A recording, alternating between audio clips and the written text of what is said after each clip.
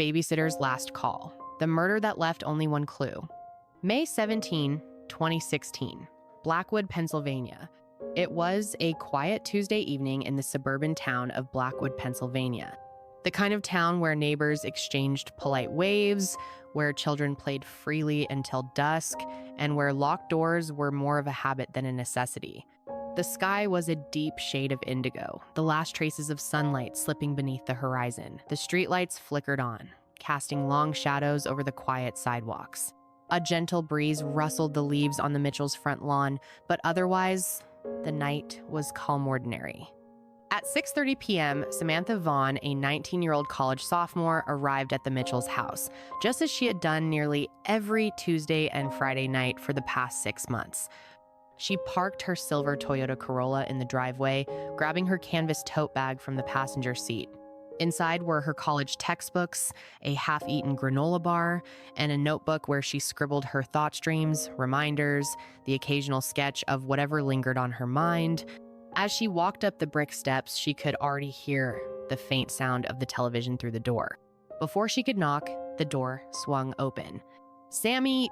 6-year-old Lily Mitchell threw herself into Samantha's arms, her curly brown hair bouncing with excitement. Lily had always adored Samantha more than just a babysitter. She was a big sister figure, someone who let her stay up 15 minutes past bedtime, who painted her nails with glitter polish, who knew exactly how much ketchup Lily liked on her grilled cheese sandwiches. Lily smelled like strawberries and baby shampoo, her small hands still sticky from what had probably been an after-school snack. "Hey, Peanut!" Samantha laughed, ruffling Lily's hair before stepping inside.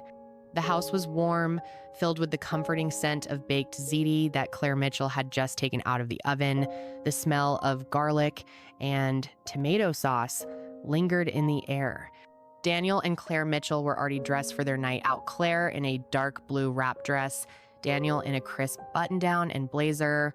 They were in their late 30s, a picture-perfect couple who worked demanding jobs but still made time for date nights. Claire greeted Samantha with a warm smile, but there was a flicker of concern in her eyes. "You sure you don't mind staying a little later tonight? We might not be back until 1. Samantha shook her head. "No problem at all. I'll just do some studying once Lily falls asleep." Daniel handed her a $50 bill, their usual payment for the night. "Emergency numbers are on the fridge. We'll have our phones on us," and Claire bent down to kiss Lily's forehead, smoothing out a wrinkle in her daughter's pajama top. "Be good for Sammy, okay?" Lily nodded, clutching the stuffed bunny she never went anywhere without. Samantha gave a casual wave as they stepped out the door. "Have fun, we'll be fine." The lock clicked shut behind them. Samantha exhaled, adjusting the strap of her bag before turning to Lily. "Okay, Peanut, what's on the agenda? A movie? A tea party? Coloring?" Lily grinned, already racing toward the couch. "You promised we'd finish the princess movie." Samantha laughed, kicking off her sneakers and following her to the living room. Everything was normal. Everything was safe. And yet by the time the Mitchells returned, Samantha would be gone. 7:45 p.m., the unnoticed detail. The evening passed without incident. Samantha and Lily sat curled up under a fuzzy blue blanket, watching the last half of an animated movie. Lily giggled at all the right parts, occasionally glancing at Samantha to make sure she was watching too. At 7:45 p.m., Samantha got up to grab a snack from the kitchen. That's when she noticed something odd. The back door leading to the yard was unlocked.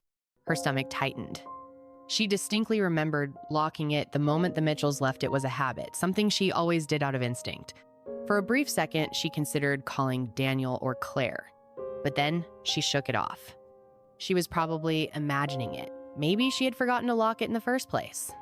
Still, just to be safe, she turned the lock, double-checking that it was secure before heading back to the couch.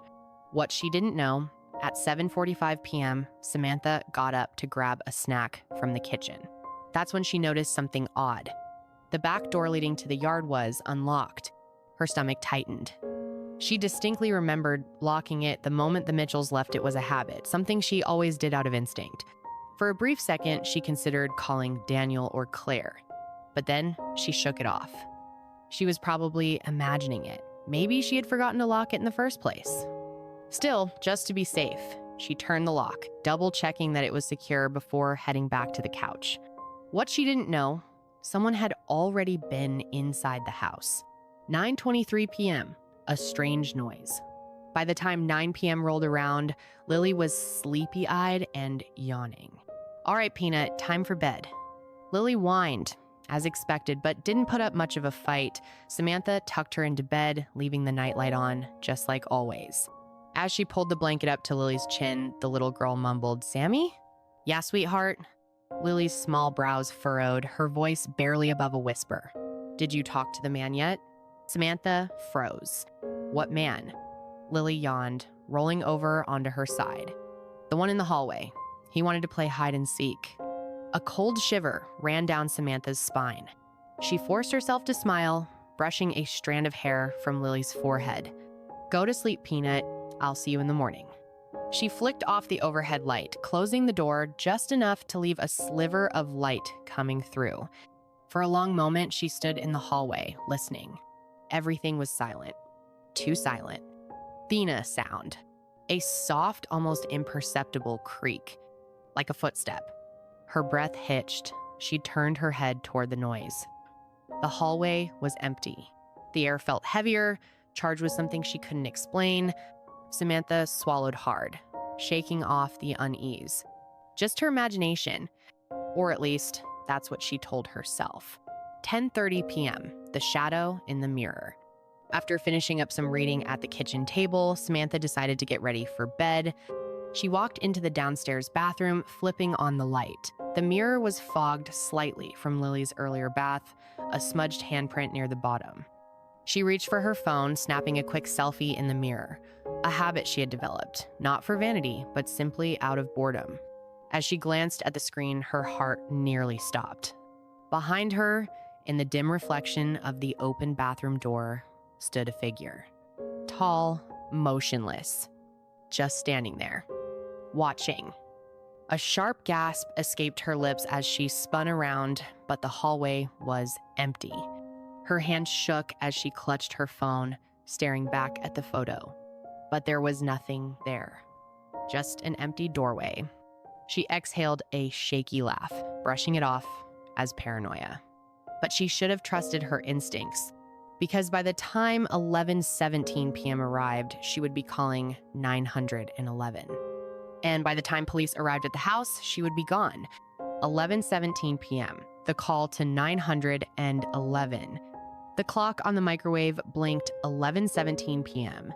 The house was silent, save for the occasional hum of the refrigerator and the faint ticking of the hallway clock. Then, from the darkened living room, there was a sound. A creak. Not the usual kind, not the house settling, not the wind pushing against the old wooden frame. This was different, deliberate, like someone was shifting their weight on the hardwood floor. Samantha froze. She had been sitting at the kitchen table, scrolling mindlessly through her phone, the light illuminating her face in the dim room. But now, her pulse hammered in her throat. Slowly, she set her phone down. Her breath came shallow, barely audible over the sudden ringing in her ears. She glanced toward the hallway leading to the front door. The porch light outside cast a faint glow through the small glass window, creating distorted shadows against the walls. For a moment, she convinced herself it was nothing. Then another sound.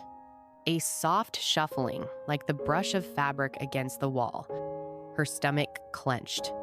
She knew the Mitchells had an alarm system, but it hadn't gone off. The front door was locked. The back door, she had checked twice. No one should be inside, unless they had been here the whole time. The thought sent a cold wave of terror down her spine. She suddenly became aware of the sharp silence in the house, the kind that only happens when something is wrong. Then, from the upstairs hallway, a floorboard groaned. Samantha's heart lurched into her throat. Her first instinct was Lily. She moved toward the stairs, but as she passed by the living room, something in the corner of her eye made her stop. The basement door, it was open just a crack. She'd walked past that door a dozen times tonight. It had been closed. She was sure of it. The air around her felt wrong, like the temperature had dropped, leaving a cold weight pressing against her chest. That's when she saw it. A shadow just beyond the crack in the doorframe, watching her. For a moment, she couldn't move. Then it moved. A sudden, swift movement, like something slipping back into the darkness. Samantha staggered backward, slamming a hand over her mouth to keep from screaming. Adrenaline pounded through her body. She needed to get to Lily. She spun on her heel, racing toward the stairs. Thump. A sound behind her. Footsteps. Close. She didn't look back. She ran. 11:18 p.m. The 911 call. She reached the bathroom and locked the door just as her phone nearly slipped from her shaking hands. With trembling fingers, she tapped the screen. 9-1-1. The dial tone seemed to stretch forever before a voice finally answered. 911, what's your emergency? Samantha pressed herself against the wall, squeezing her eyes shut. For a second, she couldn't speak. Her throat felt tight, constricted, like she had been holding her breath too long. Then her voice broke through the static. Hello? Please, I think someone's inside the house. There was a brief pause. Ma'am, can you confirm your location? Samantha struggled to even process the question. Her heartbeat pounded in her ears. Her grip on the phone was slick with sweat. 2, locked myself in the bathroom. I don't know how they got in. A sound outside. A soft knock against the door. Samantha's entire body went rigid. The dispatcher's voice was firm, professional. Ma'am, are you alone? Her voice shook. Number Lily's still asleep upstairs. Silence. Thina creaked from the hallway. A long, slow, deliberate creak. Samantha slapped a hand over her mouth, suppressing a cry. Whoever was on the other side of that door was standing there now, listening. The dispatcher's voice came again, but it felt distant. Stay with me, ma'am. Officers are on their way. Samantha's eyes darted around the small bathroom, looking for something to protect herself. She grabbed a toilet plunger, her hand shaking so hard, the rubber end nearly slipped from her grasp. Then, a whisper. Too close. Right outside the door. I see you. Her breath hitched. The dispatcher was still speaking, but Samantha couldn't hear a word. All she could hear was the sound of her own pulse thudding in her skull. Then, the doorknob turned. Once, twice, then stopped. A pause. Thina's soft tap against the wood, like fingernails. Samantha bit down on her lips so hard, she tasted blood. Then, as suddenly as it started, silence. It stretched for seconds, maybe minutes, her breath shallow, the plunger gripped so tightly, her knuckles were turning white. And then, a sound. But not from outside the bathroom. From her phone, the call had disconnected. 11:26 p.m. The officers arrive. The Blackwood Police Department received the disconnected call alert and dispatched officers to the Mitchells' residence. They arrived within 8 minutes, lights flashing, sirens cutting through the silence of the sleeping neighborhood. 2 officers approached the front door, guns drawn. 1 knocked, no answer. They tried the handle unlocked. They stepped inside. The house was eerily silent. The kitchen light still flickered faintly. The television in the living room was paused on a cartoon scene, its bright colors casting an unnatural glow across the floor. The officers moved carefully through the house. When they reached the bathroom, the door was still locked from the inside. 1 officer knocked. Miss Vaughn, this is Blackwood PD. If you can hear us, open the door. No response. They forced the door open. The bathroom was empty. The window above the sink was wide open, the curtains billowing slightly. On the floor, Samantha's phone lay cracked, screen flickering, and on the bathroom mirror, smeared in something dark, were 4 words. You let me in. Samantha was gone. 11:45 p.m. Lily is found safe. Officers rushed upstairs, fearing the worst. They found Lily still asleep in her bed, untouched, unaware. But on her nightstand, they found something strange. A stuffed bunny, the one she always slept with. Only this time, it was missing its head. Neatly placed beside it was a single Polaroid photo. A dark figure standing in the hallway behind Samantha, timestamped 10:47 p.m. 30 minutes before her call to 911, Samantha Vaughn was never seen again. No fingerprints, no forced entry, no evidence of a struggle, only a photo, and the words on the mirror, "You let me in," the crime scene. The air inside the Mitchells' house was thick, almost oppressive, as the officer stepped in. The faint hum of the television filled the eerie silence, its screen frozen on a colorful cartoon character with unnaturally wide eyes and a frozen grin. In the kitchen, the overhead light flickered, its dull glow illuminating the half-eaten peanut butter sandwich and an untouched juice box on the counter. It was as if time had stopped the remnants of a normal night before something unthinkable happened. Everything appeared undisturbed. No overturned furniture, no shattered glass, no forced entry. And yet, Samantha Vaughn was gone. Detective Elliot Grayson, a 15-year veteran with the Blackwood Police Department, had seen his fair share of crime scenes, but something about this one unnerved him in a way he couldn't quite place. His partner, Detective Julia Sloan, motioned toward the hallway. "You're going to want to see this." The bathroom door, where Samantha had made her last desperate call, was wide open. The officers stepped inside. The shower curtain had been ripped from its hooks, the fabric hanging limply on one side like a discarded veil. The bathroom mirror, fogged slightly from the evening shower, had a dark, smeared streak across the surface. Detective Grayson's chest tightened. At first glance, it looked like blood, but upon closer inspection, it wasn't. It was something else, something darker, with an unidentifiable texture. Lab results would later confirm it wasn't human blood. But what was it? And where the hell was Samantha?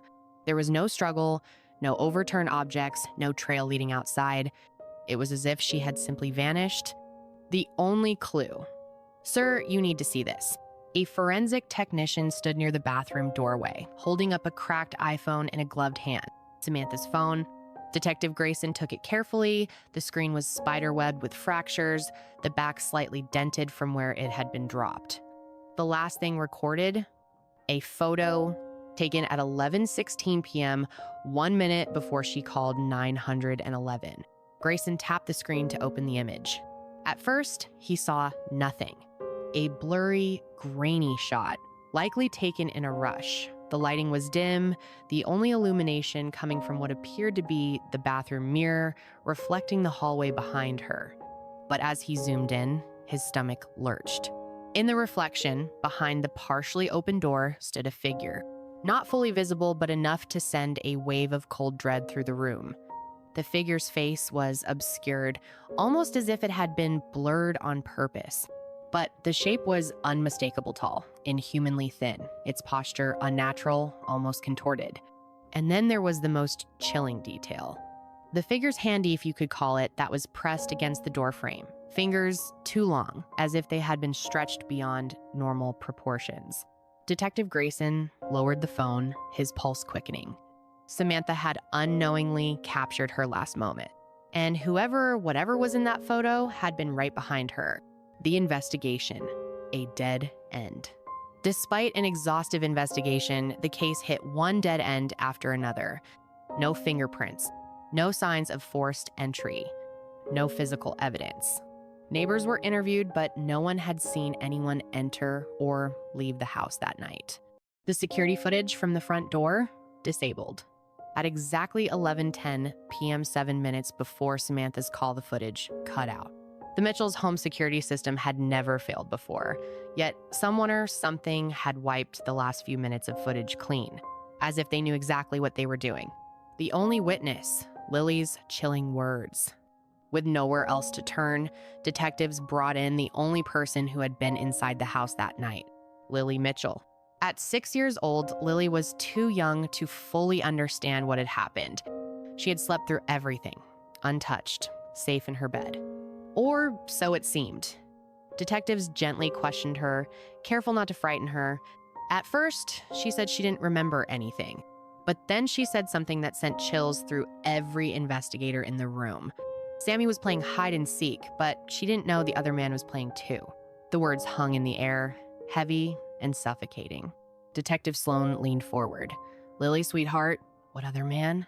Lily blinked, clutching her stuffed bunny tighter. The tall man, silence. He was standing in the hallway. He told me not to tell. Detective Grayson's jaw tightened. Did he say anything else? Lily hesitated, her small fingers fidgeting with the bunny's ear. Then, in a whisper so soft they barely heard it, he said he was already inside. Who was he? The word sent the investigation into a downward spiral. No forced entry, no footprints, no physical presence. And yet, Samantha had seen someone. Lily had seen someone. The photo on Samantha's phone captured someone, but there was nothing there. Who was the tall man? And more importantly, where was Samantha? A sinister discovery. As detectives dug deeper, a pattern began to emerge. This wasn't the first time. Over the past 3 years, there had been 2 other missing women in Blackwood, both babysitters, both vanishing without a trace while watching young children. And in both cases, their last known locations were inside locked houses with no signs of forced entry. Just like Samantha. 1 year later, a final chilling message. On the 1-year anniversary of Samantha's disappearance, Claire Mitchell found an envelope in their mailbox. Inside was a single Polaroid photo, a darkened highway rest stop, time-stamped 2 days prior. Standing near a payphone, half turned toward the cameras, a woman in a red sweater. Her face was blurry, obscured by motion, but Claire knew it was Samantha. And scrawled across the bottom of the photo in faded black ink, "I let her go. You should too." The unsolved truth. The bathroom mirror photo remains the only evidence of Samantha's last moments. Lily Mitchell's description of the tall man is still the only eyewitness account. The other missing babysitters remain unsolved cold cases. And every year, on May 17th, someone leaves a red sweater on the Mitchells' doorstep. Neatly folded, freshly washed, with no note, no explanation, and still no one knows where Samantha is. The case remains open. But one thing is certain, whatever took Samantha that night, it was already inside. A sinister theory. The investigation into Samantha Vaughn's disappearance had hit a dead end. Weeks passed, then months. Blackwood had moved on her, at least. That's what people pretended to do. But behind closed doors, neighbors double-checked their locks. Babysitters quit their jobs. Parents stayed home at night instead of going out.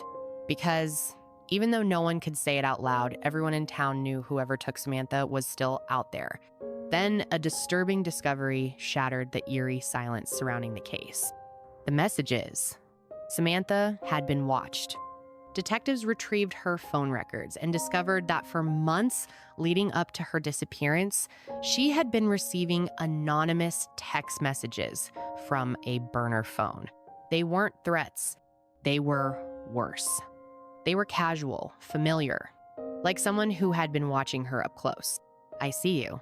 Nice red sweater today. Why don't you smile more?" Samantha had brushed them off, telling her roommate that it was probably just some creep from campus. She had even changed her number, but the messages kept coming. Whoever was sending them knew exactly where she was every single day. But the true horror came when detectives pulled security footage from a neighbor's house. The grainy black and white CCTV footage showed a dark figure pacing outside the Mitchells' residence weeks before the night of the crime. Always between 10 p.m. and 2 a.m. Standing in the yard, watching the house, watching Samantha. The figure never approached, never tried to enter. They were waiting. Then detectives enhanced the footage. And there it was, the same figure from Samantha's last photo. Tall, thin, lurking just outside the open bathroom door. This wasn't a random break-in. Samantha had been hunted, and whoever had taken her had planned it for a long time. The disappearance of Jason Carr, months passed with no leads. The case sat in cold storage, collecting dust. Then a tip came in that changed everything. A local handyman, Jason Carr, had abruptly left town the morning after Samantha's disappearance. He had been hired by the Mitchells months before to fix their basement windows, the same windows that had no signs of forced entry. Police started digging into Jason Carr's history. What they found was deeply unsettling. Jason had worked odd jobs across multiple towns over the past 6 years. Each time, women had gone missing, young women around Samantha's age working as babysitters. Each case was eerily similar. No forced entry, no signs of struggle, no physical evidence left behind. And Jason Carr had been in each town before they vanished. Inside Jason Carr's apartment, police obtained a search warrant for Carr's last known address, a rundown apartment on the outskirts of town. The moment detectives stepped inside, they knew they had found something monstrous. The apartment was filthy, the air thick with dust and decay, but the real horror was in the bedroom closet. Inside was a cardboard box. Inside that box, trophies, scrunchies, earrings, scarves, driver's licenses, all belonging to missing women. At the very top of the Polaroid red sweater, the same one Samantha had been wearing the night she disappeared. And underneath it, a single house key, the same shape and size as the Mitchells' spare key, Samantha's key. It had been with him the entire time. But Jason Carr was gone. The landlord said he had packed up and left the morning after Samantha vanished, saying he was heading to California. He had never arrived. No credit card activity, no new address, no trace of him anywhere.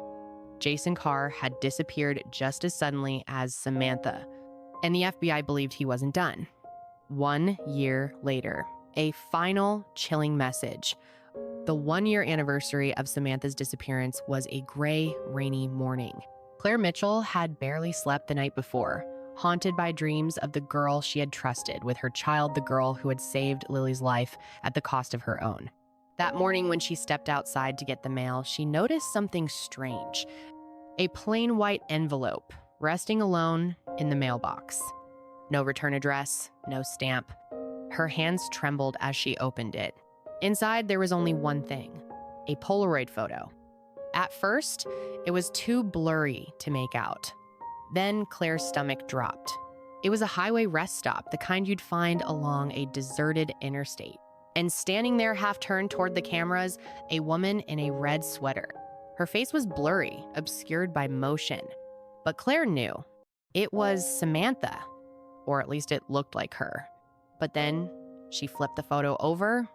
Scrawled in uneven black ink were the words, "I let her go. You should too." Claire's blood ran cold. She rushed inside, calling the police. Within hours, FBI analysts examined the photo. The rest stop location was unknown.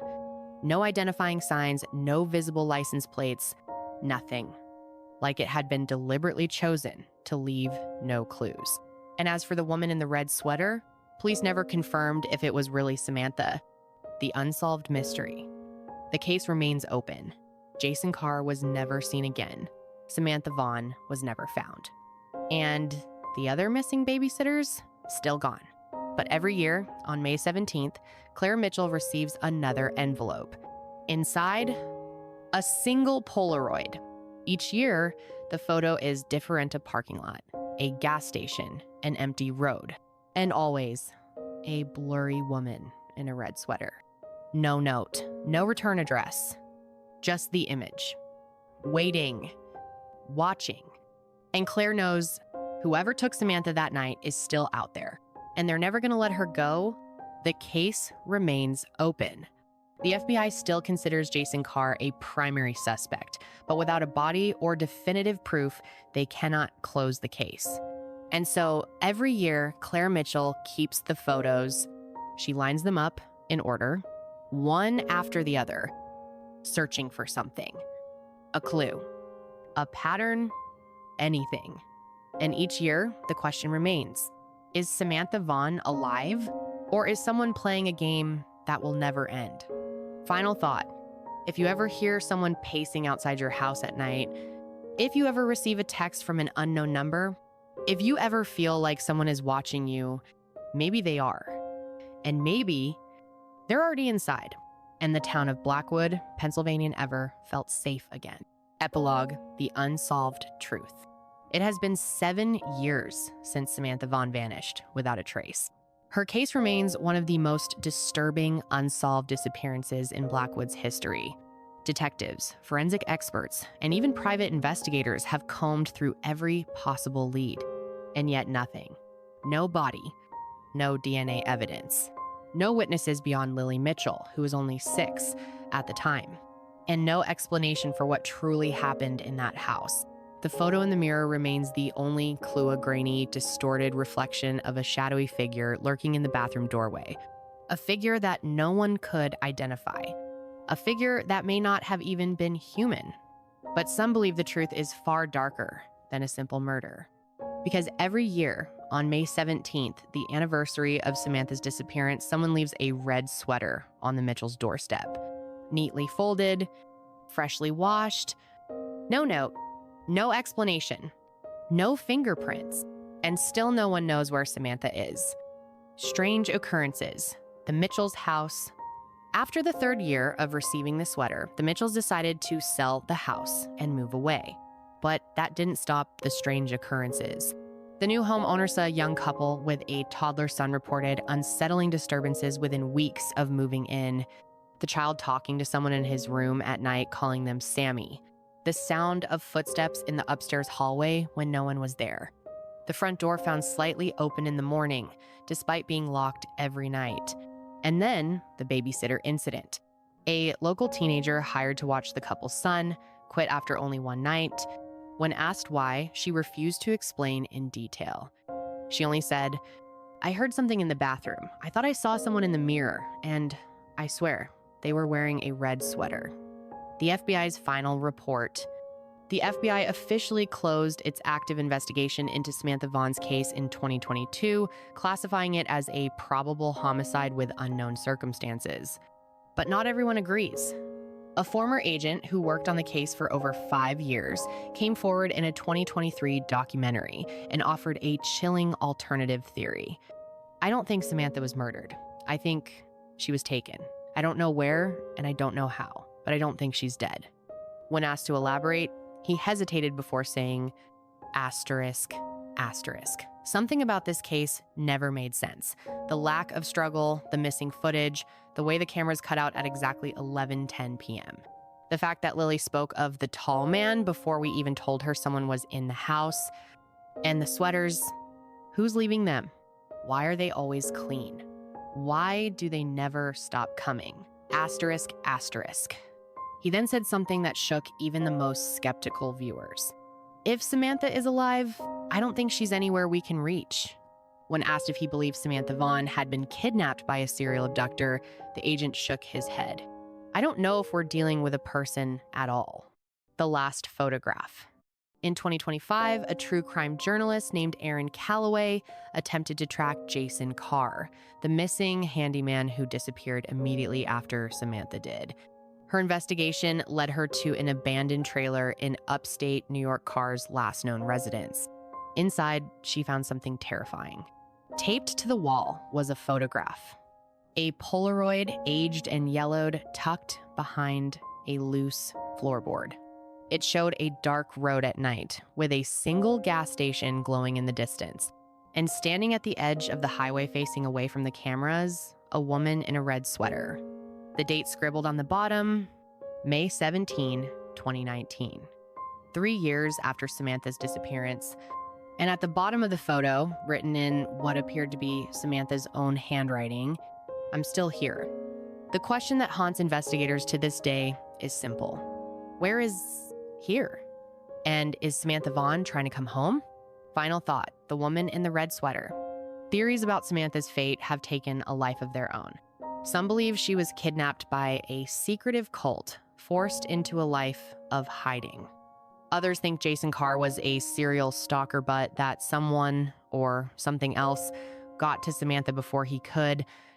And then there's the third theory one that people whisper about but are afraid to say out loud.